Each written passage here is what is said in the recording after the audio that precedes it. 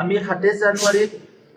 BTR যেটো accord এই একৰ্ডটো celebrate কৰিম আৰু ইয়াত আমি প্ৰগ্ৰাম কিছুমান সেটিং কৰিছো। পুৱাৰ ভাগত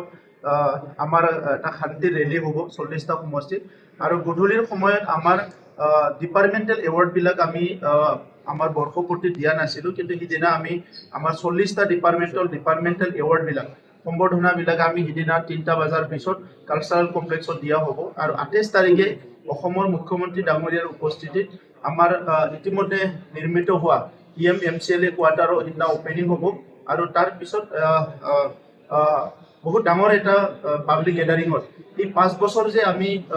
হ'বলৈ গৈ আছে আমাৰ সৰকাৰ আৰ লগতে শান্তি চুক্তিটো যে 5 বছৰ হল, ইয়াত যে যেটো উদ্দেশ্যত চুক্তি কৰিছিলে এই চুক্তি যদি সম্পূৰ্ণভাৱে সফল হৈছে, শান্তি সমৃদ্ধি নিৰাপত্তা সকলো দিশত এই কথাখিনি অহা 28 তাৰিখত মুখ্যমন্ত্ৰীৰ উপস্থিতিত আমি সকলো সেলিব্ৰেট কৰিম। আমি 27 জানুৱাৰীত বিটিআৰ যেটো একৰ্ড এই একৰ্ডটো সেলিব্ৰেট কৰিম আৰু ইয়াত আমি প্ৰগ্ৰাম কিছুমান সেটিং কৰিছো। পুৱাৰ ভাগত আমাৰ এটা শান্তি ৰেলী হ'ব 40টা সমষ্টিত আৰু গধূলিৰ সময়ত আমাৰ ডিপাৰ্টমেণ্টেল এৱাৰ্ড বিলাক আমি আমাৰ বৰ্ষপূৰ্তি দিয়া নাছিলো, কিন্তু সিদিনা আমি আমাৰ 40টা ডিপাৰ্টমেণ্টেল এৱাৰ্ড বিলাক সম্বৰ্ধনা বিলাক আমি সিদিনা 3টা বজাৰ পিছত কালচাৰেল কমপ্লেক্সত দিয়া হ'ব আৰু 28 তাৰিখে অসমৰ মুখ্যমন্ত্ৰী ডাঙৰীয়াৰ উপস্থিতিত আমাৰ ইতিমধ্যে নিৰ্মিত হোৱা PMMCLA কোৱাৰ্টাৰৰ সিদিনা ওপেনিং হ'ব আৰু তাৰ পিছত বহুত ডাঙৰ এটা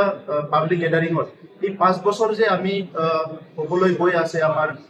সৰকাৰ আৰ লগতে শান্তি চুক্তিটো যে 5 বছৰ হল, ইয়াত যে যেটো উদ্দেশ্যত চুক্তি কৰিছিলে এই চুক্তি যদি সম্পূৰ্ণভাৱে সফল হৈছে, শান্তি সমৃদ্ধি নিৰাপত্তা সকলো দিশত এই কথাখিনি অহা 28 তাৰিখত মুখ্যমন্ত্ৰীৰ উপস্থিতিত আমি সকলো সেলিব্ৰেট কৰিম। Thank U.